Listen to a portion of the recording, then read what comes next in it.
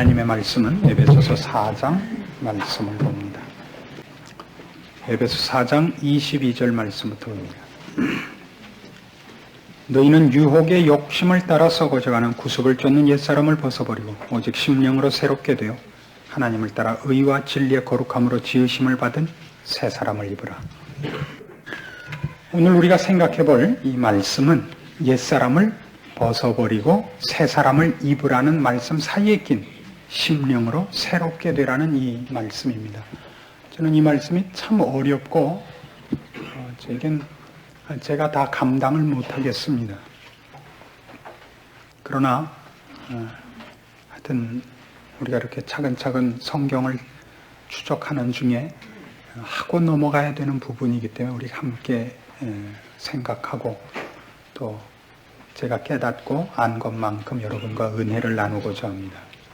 제가 성경을 이렇게 구절을 차근차근 추적해 나가는 데는 몇 가지 이유가 있습니다. 저희가 이렇게 구절을 차근차근 해나가지 않으면 저희는 게으를 위험이 있는 사람들입니다. 바쁘거나 그러면 편한 구절, 늘 아는 내용이 담긴 구절을 본문으로 택하기 쉽습니다. 그러다 보면 제가 좋아하는 어떤 한 부분의 내용만을 늘 할 위험성이 있습니다. 그래서 구절을 차근차근 해나갑니다. 그것이 저를 분발시키고 게으르지 않게 하는 방법이 되기 때문에 그렇게 합니다. 그래서 하다 보면 제가 그 내용을 다 감당치 못하는 일들이 있다는 것을 인정을 합니다. 그 다음에 또 하나는 실제적인 문제에서 이런 문제가 있습니다. 여러분이 설교를 어느 날 들으시다 이런 생각이 나시는 날 있죠. 이상하다. 오늘은 목사님이 왜 나를 그렇게 들고 팼을까? 이런 생각이 나죠. 지난번에 뭐라 그랬더니 앙심을 먹고 있다. 드디어 오늘 하셨구나. 라는 오해를 풀기 위해서도 이 방법이 좋습니다. 그 문제를 위해서 본문을 선택한 게 아니라 순서대로 하고 있을 뿐이니까요. 그러니까 혹시 여러분이 마음에 찔린 것이 있으면 사감이 아니라 성경 말씀이 갖는 그 진리와 그 관통력이 여러분의 어떤 약점을 찌르고 지적했다고 생각하셔야지 저 사람이 나한테 사감을 갖고 있든 이렇게는 생각하지 마십시오. 비사감과 러브레터 뭐 이런 겁니까? 그렇지는 않습니다. 그 다음에 여러분이 하나 또 기억해야 될 것은 이렇게 나가기 때문에 성경은 말하자면 어떤 내용 하나를 설명하는 데 있어서 창세기에서 설명한 것 또는 어디서 설명한 것 다 이렇게 보완해야 하나의 그림이 완성이 되는데 해나가는 도중에는 어느 시각에서 그 얘기를 할 수밖에 없는 게 있어요. 여러분 그 얘기를 듣고 상당히 당황해하는 걸 봤습니다. 예를 들면 지난주나 그 전주같이 기도하지 마라. 기도하지 말랬다. 기도하지 말랬다. 그럼 그래도 기도하고 싶은데 하지 말랬으니 기도하고 싶은 마음은 사탄이 준 생각이냐 이거예요. 아니 지금 어느 시각에서 해나가고 있냐를 놓치면 그 얘기가 탁 나오게 됩니다. 여기서 기도하지 말라는 것은 실천해야 될 것을 기도라는 이름으로 대체하는 것을 지적하는 중이었죠. 기도하지 말라는 법이 어디 있습니까? 기도하라는 건 일반론입니다. 신자에게는. 그건 뭐 빼놓을 수 없는 필수적인 영양소고 신앙생활에서는 뭐 언제나 빠질 수 없는 어떤 것들입니다. 그런데 어느 부분을 설명하다 보면 기도라는 것이 무엇을 우리의 실천해야 되고 실제로 해야 되는 것을 방해하는 요소로 있을 수 있다는 면에서 지난 시간은 그 얘기를 했습니다. 집에 갔더니 제 아내부터 그냥 막 칼필라고 들어서 제 아내 손톱을 못 기르게 합니다. 만일의 사태에 대비해서 아니라 밭툭 깎아놓는데 아니 그러면 내가 밤중에 일어나서 기도한 것도 다 그럼 뭐냐면 밤중에 일어나서 기도하는 바람에 제가 한두 번 깬 게 아니에요. 도무지 저는 이익이 뭔지 모르겠습니다.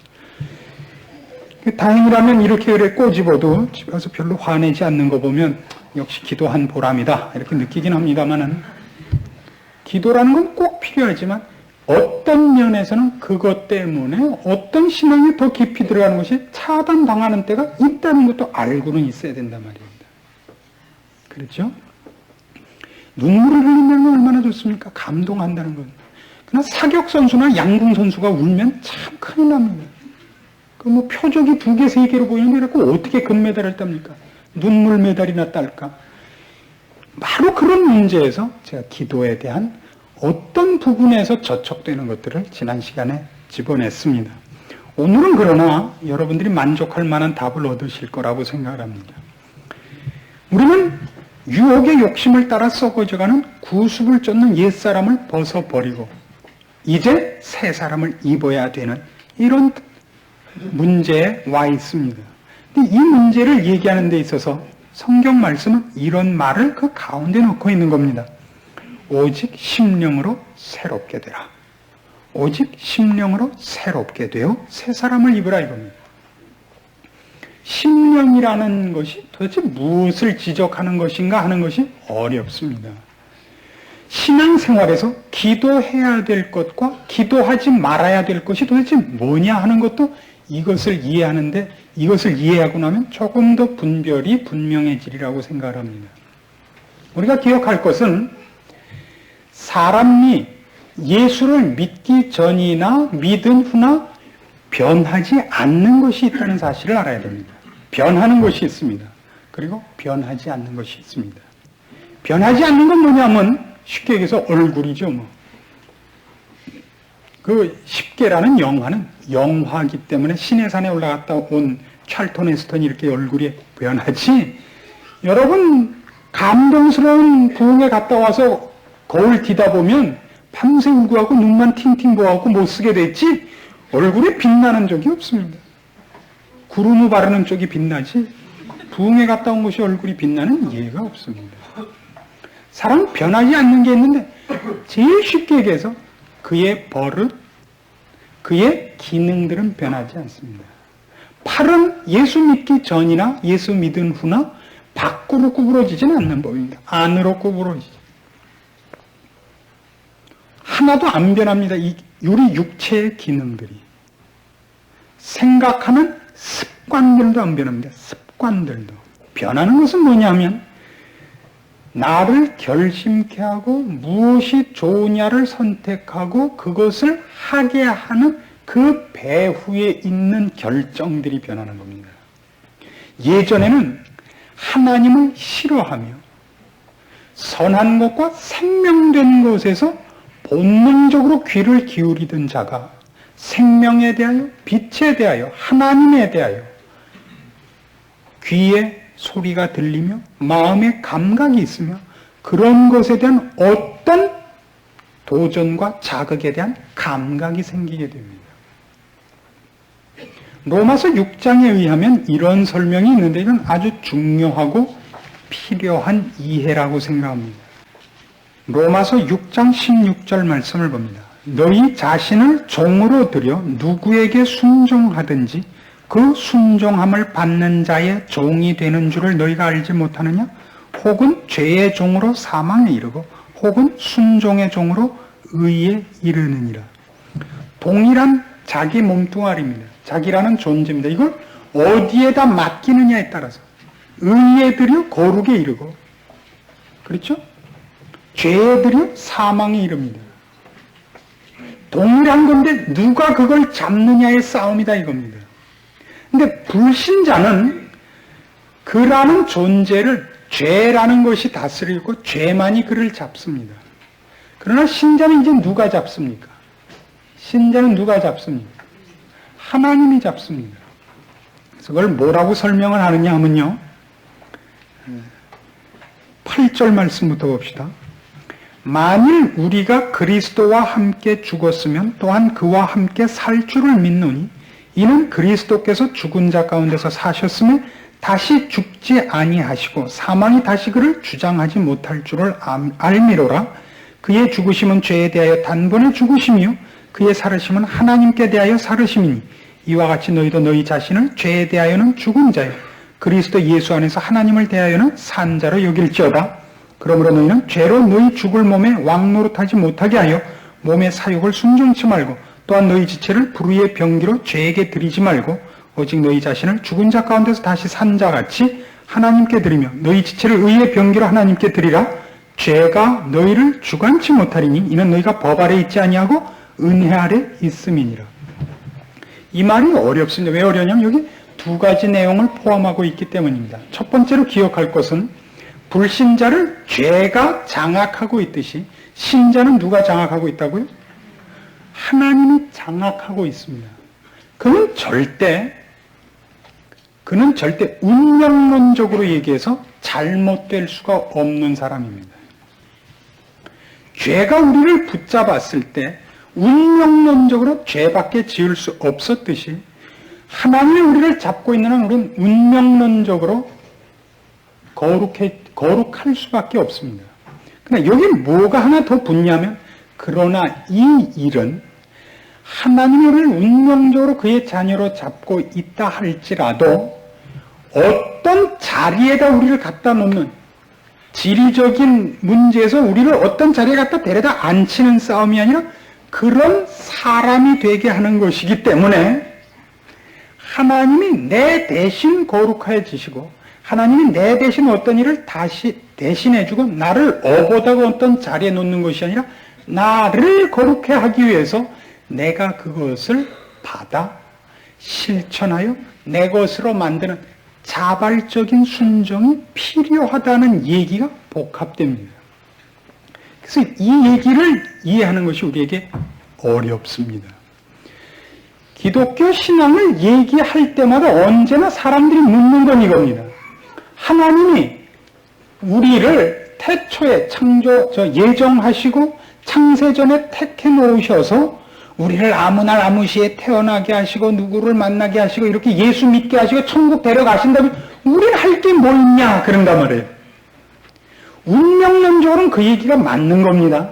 그러니까 운명론적으로 우리가 천국에 갈 뿐 아니라 천국이라는 데가 지리적인 목적지일 뿐만 아니라 수준적으로도 목적지이기 때문에 하나님은 우리를 거기에 데려가시기 위하여 거기에 걸맞는 사람으로 훈련을 시키고야만 합니다. 근데 그 훈련은 어쨌든 내가 하지 않는 한 안 됩니다. 옆에서 아무리 북치고 장구쳐도 본인이 하지 않는 한 안 됩니다. 그래서 이것은 묘하게도 우리가 한 일이 아닌 것으로 시작되었음에도 불구하고 은혜로 하나님이 우리를 장악하시고 우리를 새 생명 주시고 하나님의 백성으로 출발시킨 일을 하나님 홀로 하셨음에도 불구하고 내가 만들어낸 원리와 내가 만들어낸 어떤 결심으로 나를 움직이는 것이 아니라 하나님의 능력과 계획과 은혜와 새 생명이 나를 주관하는 것으로 원리가 되어 있기 때문에 내가 하는 것이 아님에도 불구하고 그것을 내가 구해야 되는 것으로 권면이 되고 있단 말입니다. 되게 어렵죠. 이 부분은 정말 어려운 대목일 겁니다. 본문으로 가시면 이 에베소서 4장 오늘 읽은 그 말씀을 조금 더 우리가 이해를 하자면 옛사람을 벗어버리고 새 사람을 입으라는 그 가운데 들어있는 심령으로 새롭게 되어라는 이 말은 참 재미있는 말입니다. 이 말은 현재형으로 되어 있습니다. 이 글 헬라어 자체를 보면 근데 헬라어는 원래 좀 단적으로 표현하면 시제가 두 개밖에 없습니다. 하나는 현재형이고 하나는 완료형입니다. 그 얘기는 무슨 말이냐면 끝난 것과 아직 안 끝난 것이 있단 말이에요. 시제가. 우리는 시제가 많죠. 이제 영어를 많이 배워서 우리가 아는 시제는 과거 완료, 과거, 현재 완료, 현재, 미래, 현재 진행 이렇게 시제가 많이 세분이 됐습니다만 헬라어에는 시제가 어떤 면에서 두 개밖에 없다고 생각해도 됩니다. 하나는 끝난 거고 아직 안 끝난 거. 그러니까 완료된 상태와 진행되고 있는 상태가 있습니다. 근데 이 단어는 진행형입니다. 그런 의미에서. 현재형이란 말이에요. 아직 안 끝난 거예요. 그러니까 너희는 매일 심령으로 새롭게 되란 말이에요. 매일, 매 순간마다. 그런데 그 단어가 수동태로 되어 있습니다. 게다가. 수동태로. 이게 얼마나 재미있습니까? 매일 새롭게 되라면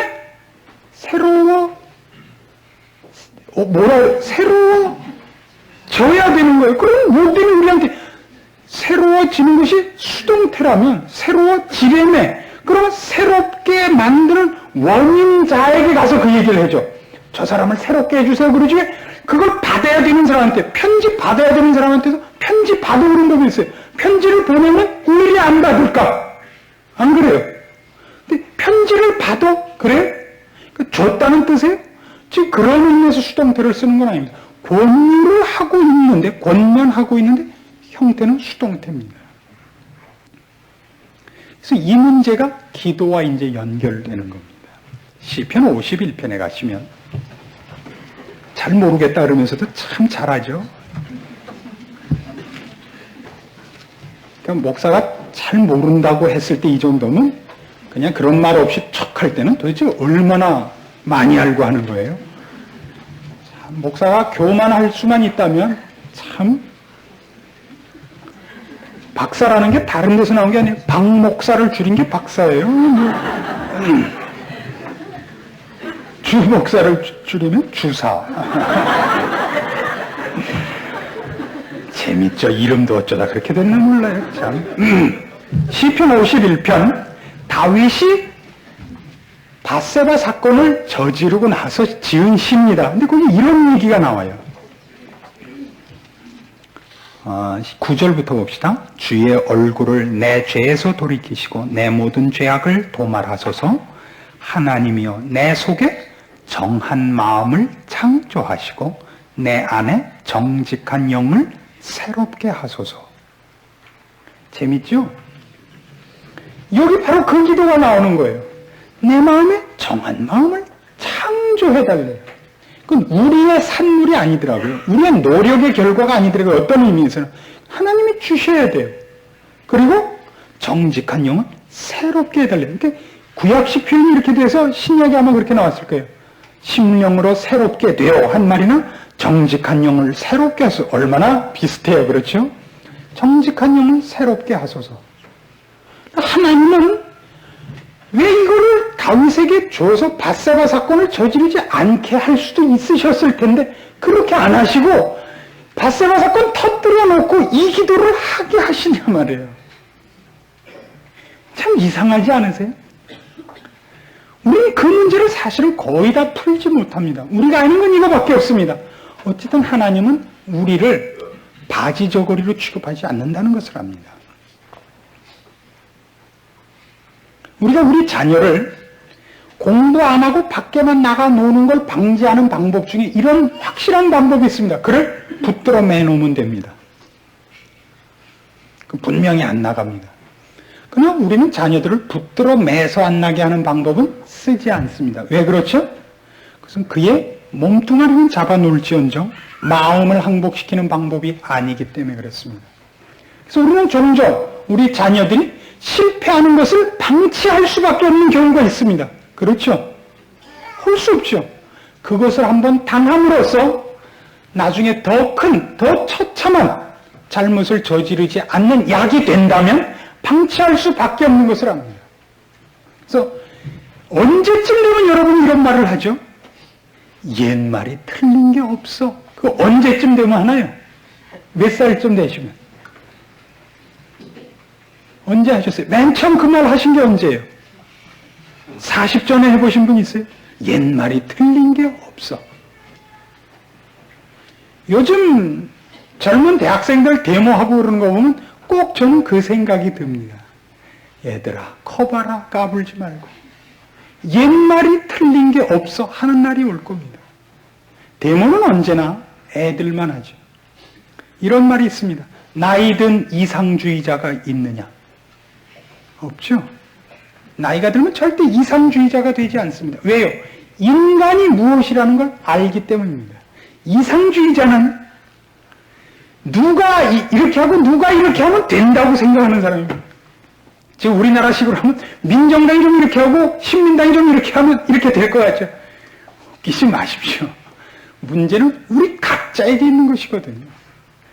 우리가 한국에 태어났고 이 시대에 태어나서 있는 것이 아닙니다. 미국은 멋있죠. 레이건이 막 불려가고 멋있을 거 개뿔도 없어요. 걔네들은 바다 먹고 죄 짓고 우리는 저 고추장 먹고 죄 짓고 있지. 잘난 게 없습니다. 뭘 나요 낫기는. 영어로 죄 짓고 한국어로 죄 짓고 절대 낫지 맞지 않습니다.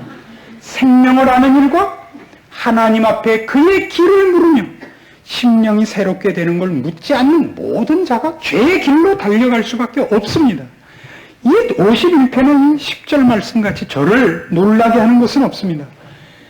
여러분이 심령으로 새롭게 되게 해달라는 기도는 이래서 나오는 겁니다. 여러분, 다윗이 얼마나 굉장한 사람인지 아시죠? 제가 다윗에 관해서 그 설교를 한 적이 있습니다. 다윗이란 참으로 상징적인 인물이기도 합니다. 다윗은 성경에 나타난 인물 중에서 최고 가는 사람입니다. 하나님께서도 그를 가르쳐 이렇게 말하죠. 밧세바 사건 외에는 그가 나한테 실수한 것이 없다 그럽니다.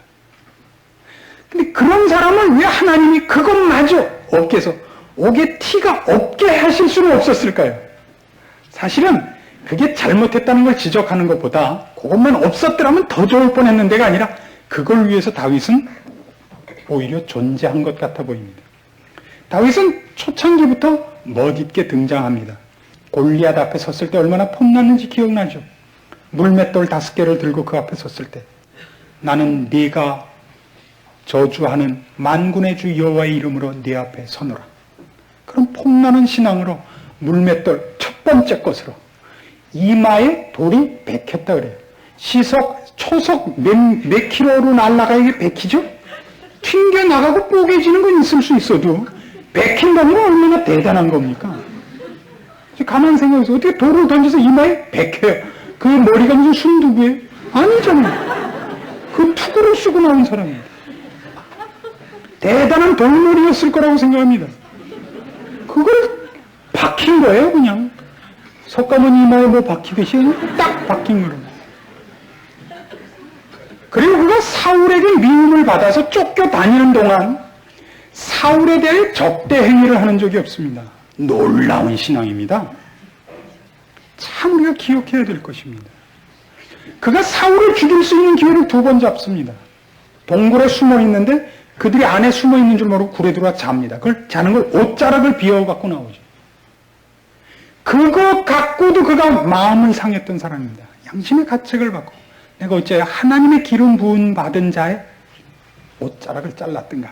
이게 이제 보통 이제 목사들이 권위를 보호할 때 말입니다. 다윗은 사울의 옷자락, 스스로 자신이 사울이라는 걸 뽀록내는 겁니다. 그걸 갖고도 마음이 상했던 사람이에요. 근데 사울이 죽었을 때 그 시종이 사울 죽은 얘기를 하면 칭찬받을 줄 알고 서로 싸웠으니까 그 면류관과 가락지를 빼갖고 다윗한테 뛰어와서 보십시오. 사울이 죽어서 네가 어떻게 사울 죽은 걸 아느냐. 그 사람이 자결했다가 채 죽지 않아서 괴로워하면서 나보고 마지막으로 죽여달라 그래서 제가 죽였습니다. 네가 어째요? 여호와의 기름 부음 받은 자 죽이는 것을 두려워하지 않았냐? 내다 죽여랍니다. 죽였습니다. 그 소년을. 그리고 사울 집에 남은 자를 다 후대합니다.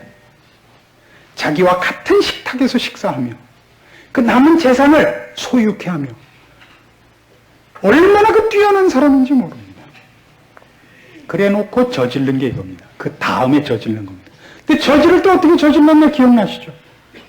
어느 날 궁정을 거닐다가 목욕하는 여인을 봅니다. 목욕을 왜 보이는 데서 하냐 이거예요. 일단 데려와라. 그래갖고 그 남편이 우리야라는 사람인데 이 사람은 유명한 장수입니다. 그 사람을 불러들이죠. 캄프라치 하려고. 이 사람이 와서 집에 안 자고 딴 데서 자는 거예요. 집에 가서 자라.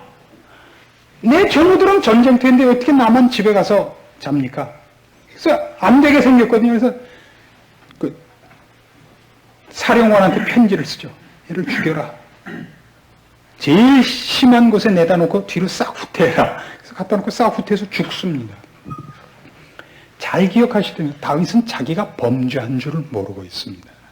그래서 나단이 와서, 나단 선지자가 와서 그럽니다. 예를 들죠.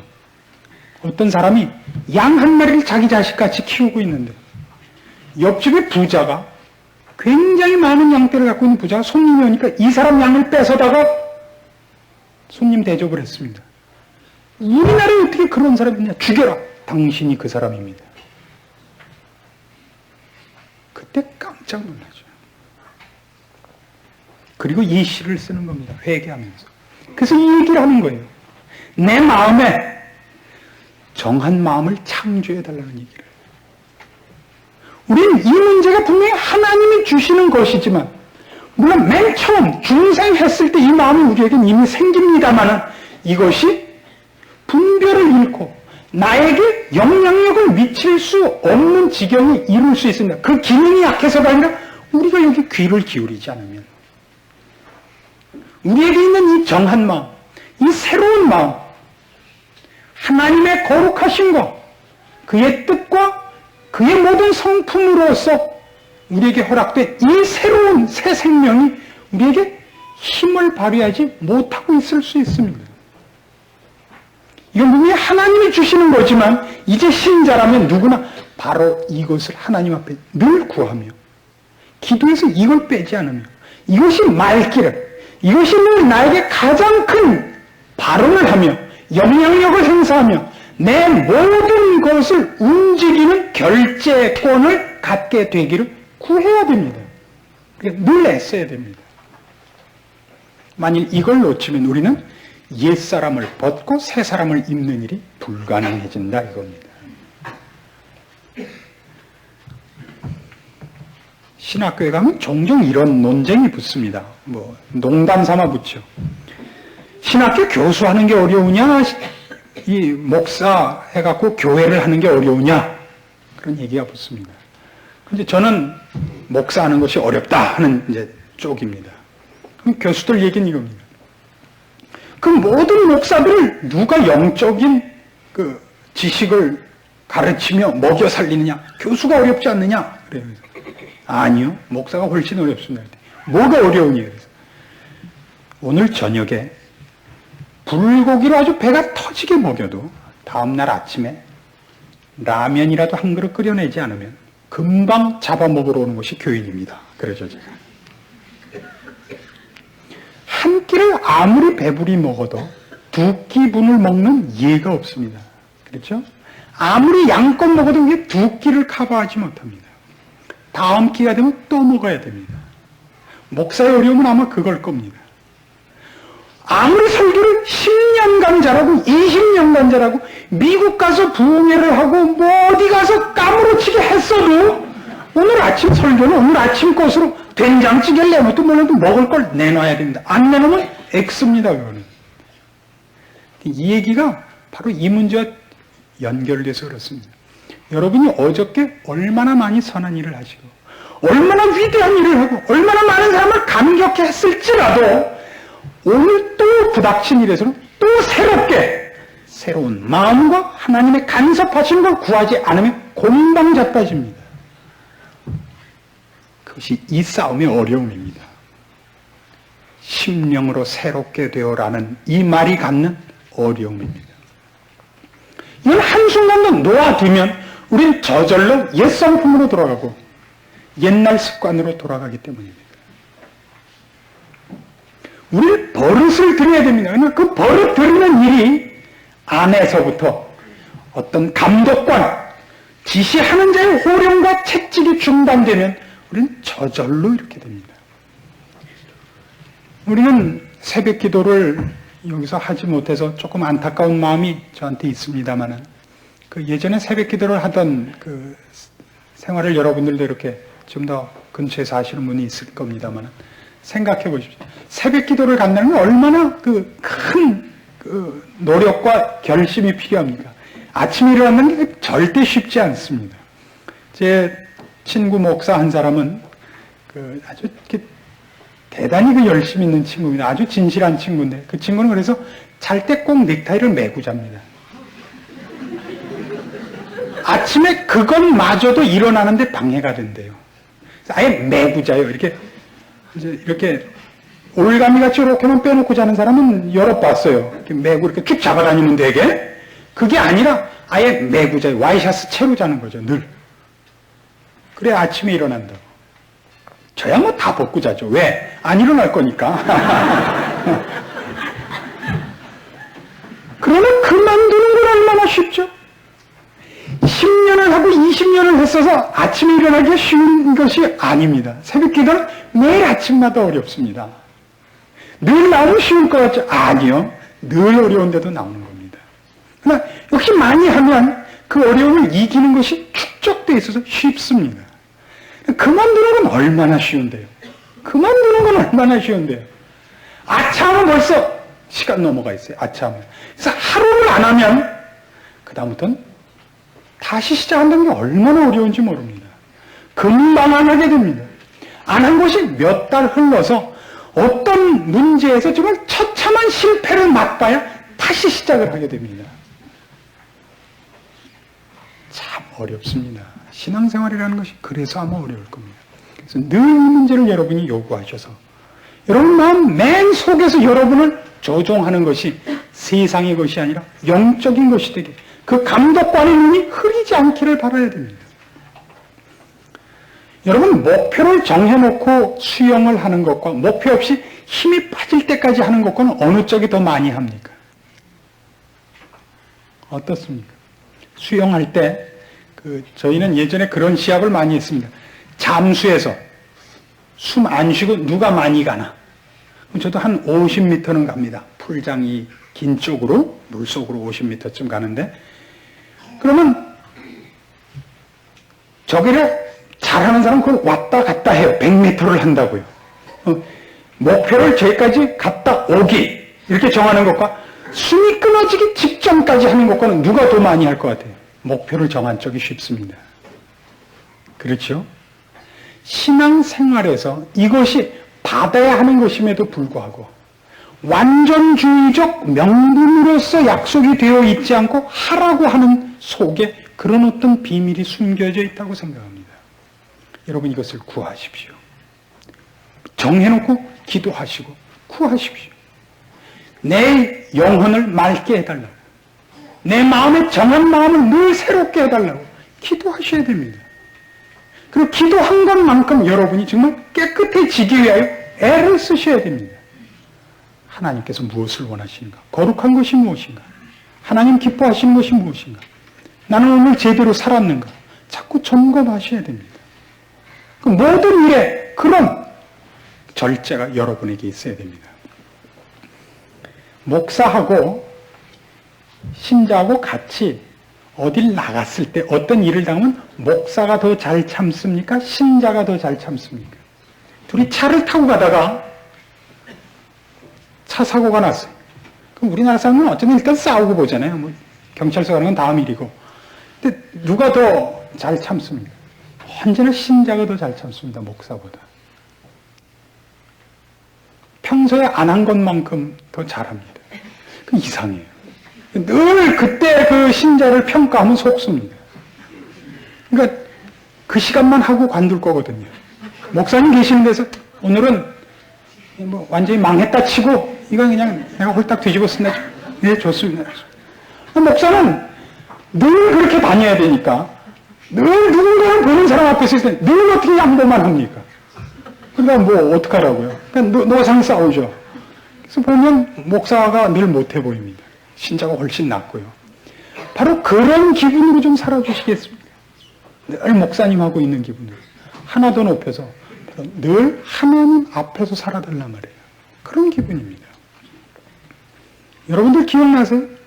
전 요즘 많은 좌석에 여러분과 함께 앉습니다. 그렇게 젠틀하고 죄송합니다. 귀국한 지 얼마 안 돼서 아직 그 영어가 그렇게 부드럽고 예의 바르고 세상에 저런 남자하고 사는 부인은 참 행복하겠다. 세상에 저런 부인하고 산다면 무슨 걱정이 있을까 싶게 부부가 그냥 뭐 기가 막힌 나중에 들리는 소문에 의하면 그렇지 않은 늘 보죠. 그렇게 하셔야 됩니다. 우리는 어떤 의미에서 이 세상을 그런 훈련과 그런 쉬운 기간으로 살고 있다고 생각하셔야 됩니다. 여러분 부부가 사는 데 있어서 가장 중요한 원리가 뭡니까? 부부는 사랑으로 삽니까? 아니요. 부부는 책임으로 삽니다. 하나님이 만나게 하셨습니다. 하나님이 버리지 못하게 하셨습니다. 마음으로 지금 아멘 하시면 얼마나 곤란합니까?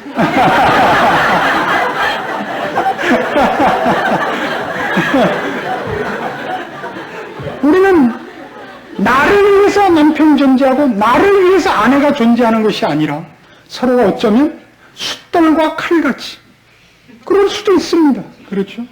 서로를 만났기 때문에 나의 무엇을 고칠 수 있었던 어떤 일이 있어도 고치지 않았을 텐데 남편 때문에 할 수 없이 고친 것, 아내 때문에 할 수 없이 고친 것, 그런 것 있죠. 저는 신경질 많이 죽였죠.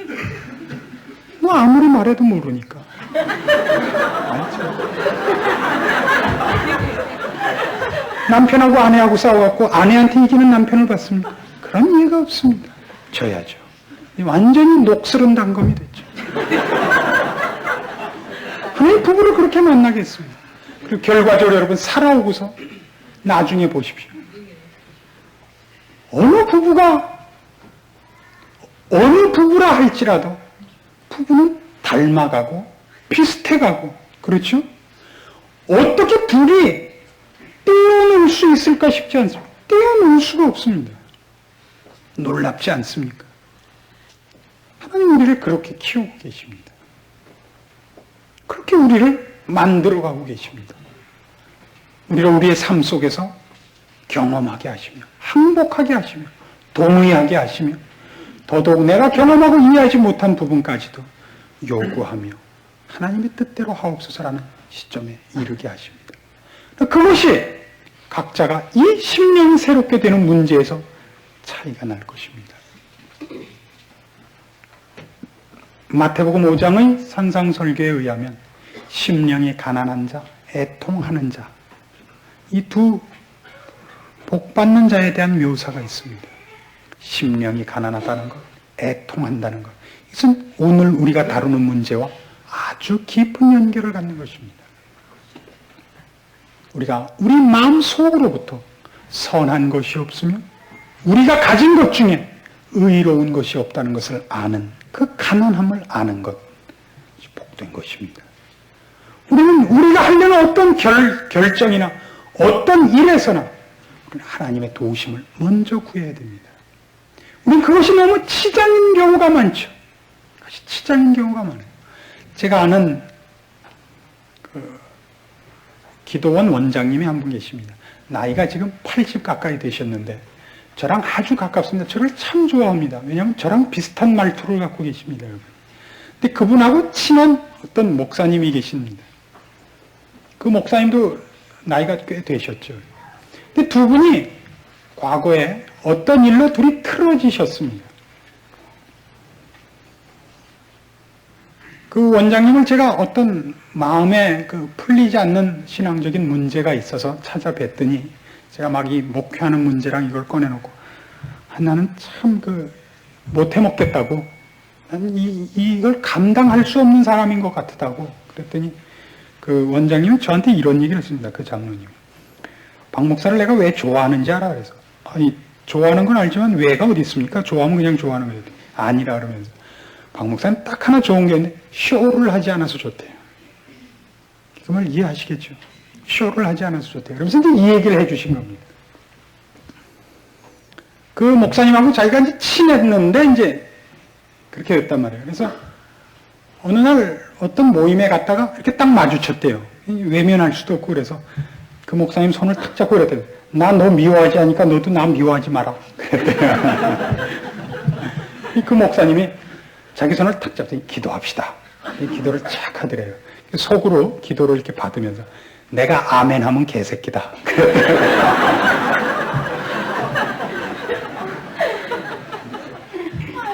그 사람도 말을 그렇게 하신 분이에요. 근데 그렇게 말하니까 제가 무슨 말인지 딱 들어오더라고요. 우린 그렇게 했다면 심령이 새로워진 게 아니라 나는 심령이 새로워졌음 이라고 써서 이제부터 내가 하려는 모든 일에 고집을 세워도 되는 근거로 삼았을 뿐이란 말이에요. 기도합시다 했는데 뭐라 그럴 거예요? 목사가 기도하셨는데 그 다음에 나온 얘기는 뭔가 그 사람이 이제부터 옳은 거 아니에요. 거기 안 따르면 이 사람이 틀린 거가 되잖아요. 그런 건 아니다 말이에요. 신앙이란 이렇게 우리를 얼마든지 속일 수 있습니다. 그래서 어렵습니다. 심령이 새로워지라는 건 결국 나중에 가면 갈라디아서 5장에 나오는 성령의 열매같이 거기에 사랑이 있는가, 희락이 있는가, 화평이 있는가, 양선과 자비와 온유와 절제와 충성이 있는가를 물어보셔야 되는 겁니다. 그게 아니라 결국 그래서 난 이걸 확 꽉까지 집어넣고 난 할 만큼 했다. 날 죽이려면 죽이고 말려면 말아. 이렇게 심판이 있으며 조급하며 성내며 갈라지며 하는 거라면 아니다 이겁니다. 그치? 아무리 옳은 일일지라도 거기가 어렵습니다. 거기가 어렵습니다. 근데 우리나라 사람들은 이 문제가 국민성 자체에서 어려운 문제라고 생각합니다. 그러나 됩니다. 오늘 저는 어떤 우리 교회에서 나간 선교사님 중에 한 분으로부터 편지를 받았습니다. 그 편지에 이런 얘기가 바로 실려 있더군요. 한국 사람들은 선교하기에는 너무나 부족한 사람들인 것 같습니다.